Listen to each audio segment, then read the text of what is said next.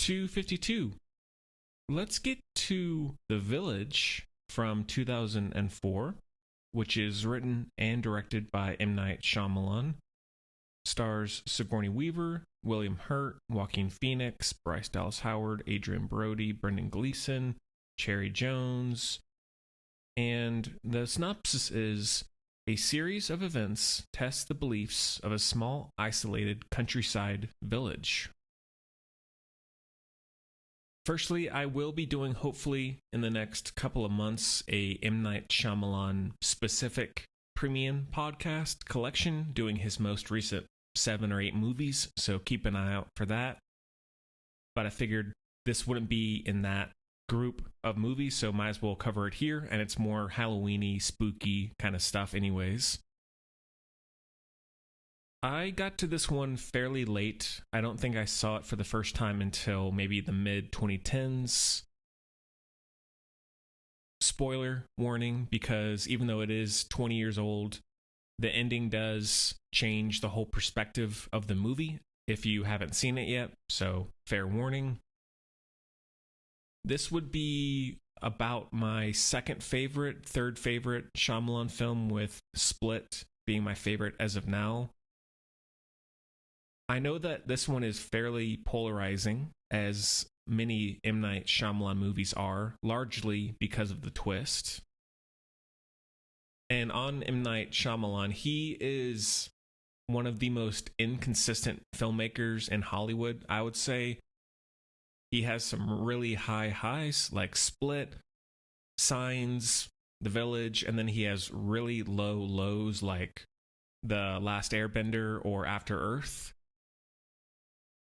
Nevertheless, though, I appreciate that he always tells original stories. Like, the worlds he presents are the things that he came up with. And sometimes even in his misfires, like Old, for example, I don't love that movie, but I appreciate the ambition and the world that he's trying to flesh out and the ideas he's trying to comment on. My main draw watching this was Joaquin Phoenix. This was still early on in his career, and he had just been in Gladiator. It has some flaws that more so came around this last rewatch, actually, which we'll get to. He makes this village feel very authentic.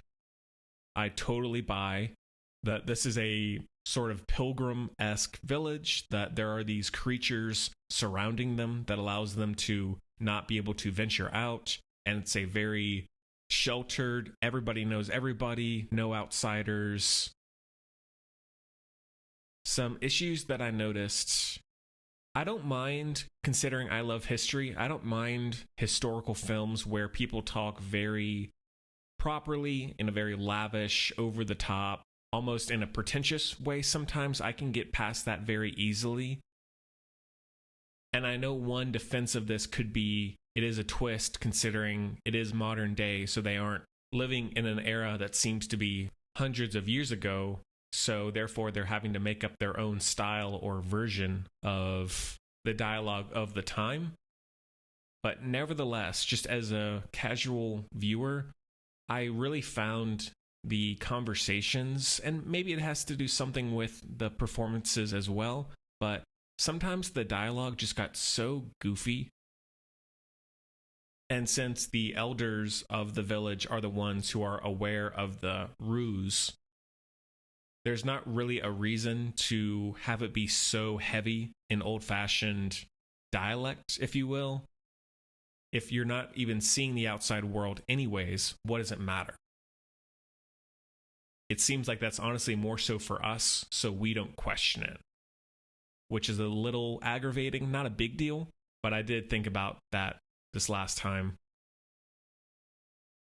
I know that a lot of people that I talk to about this movie say that the twist ruins it for them in terms of rewatching it. Personally, I can get that in a sense, but even when I first saw it, I immediately wanted to go back and rewatch it with that context. Because what works for me is that the characters that we're following, Joaquin Phoenix, Bryce Dallas Howard, Adrian Brody, they're not at all aware of the real situation. What they're feeling, what they're experiencing is completely genuine. I also don't mind the name, even though it's a little too much like Harry Potter, considering the time it came out, but those we don't speak of, the creatures, I think that's still a clever idea.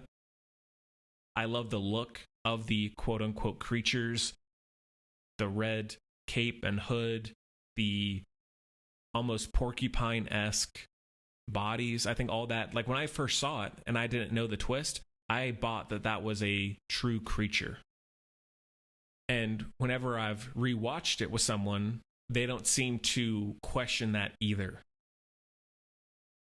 Some other design elements. For one, the movie looks amazing. It's shot by Roger Deakins, one of the best cinematographers ever.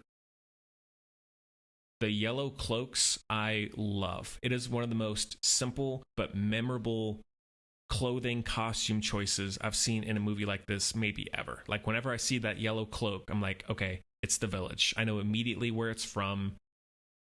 And whenever a character is wearing it against a very drab, dark background, like when Bryce Dallas Howard is in the woods, and the red cloaks too, but the yellow especially, it's just so eye-catching. Some people say that it makes the characters look like bananas. You know, fair enough. I guess I can't get that out of my head, but within the context of the movie, absolutely no problems. Adrien Brody, I like him in general. I think he's a very underrated character actor, and he's been in such a wide variety of movies and roles. His performance in this, and I don't totally blame him because he's just going off the writing of Shyamalan. That character just doesn't totally work for me. I think the motivations and the overall behavior and his connection with different things in the story is more frustrating than anything in terms of the convenience of it and how exaggerated.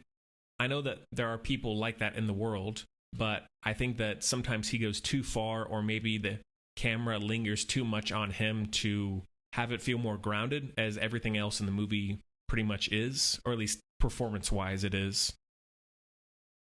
One of the more compelling and intense sequences, even knowing the twist, is the third act when Bryce Dallas Howard ventures out into the woods. Talking about that logically, pretty stupid. Here, let's send a blind girl out into the woods, even though William Hurt is like, oh, she knows the woods better than anyone, and she can see better, quote unquote, than anybody. Like, it's just a little, you know, if we were thinking about this in a real situation, no one would send the blind girl to wander the woods at night, even if there weren't actual creatures to terrorize her. One strong writing note in terms of the suspense of the myth of the creatures is when, at this point in the story, we know, okay, they're not real. But then Adrien Brody goes out in the costume, and we think for a moment, oh, wait, they were real. Like, there's the fake ones done by the Village, but there's also real ones in the woods. That's pretty cool. There's also a lot of interesting ideas, at least from what I gathered, the idea of fear and you living in a sheltered community because they all did this due to them being traumatized, losing loved ones, witnessing horrible violence, and then deciding, okay, we don't want anyone else to die. We don't want anyone else that we know and love to experience these horrors of the real world. So we're going to keep them in this community, but you can still have horror and trauma anywhere. For example, Adrien Brody stabbing Joaquin Phoenix. Going back to fear, someone saying, okay, this is going to happen to you if you do this. There are these people out in the world. There are these monsters that will hurt you. Don't ever go here. And you, as a sheltered person, especially as a kid growing up in that community, you're not going to question that. The score is very good by James Newton Howard. Costume and production design is very strong. One logic issue before I wrap up here. When it comes to M. Night Shyamalan, he's a master at when he gets the supernatural, alternate world, fantasy world things right, it can be amazing, as it shows in his filmography. But I find the more he tries to explain all that, the stupider it gets. And thankfully, this one keeps all of that stuff until the last 5 or 10 minutes. But the idea of the US government having some kind of agreement with this park to not have any planes flying over, that just seems so ludicrous considering this has been decades. And you're saying, okay, the US government is still saying this massive environmental area that seems to be right in the middle of the US, we're not going to have any planes, no helicopters, nothing fly over this just to protect you or because of money or something. It is a little okay. Like, I'll buy it for this, but don't try any harder to explain this because it already sounds quite silly. That is a 4 out of 5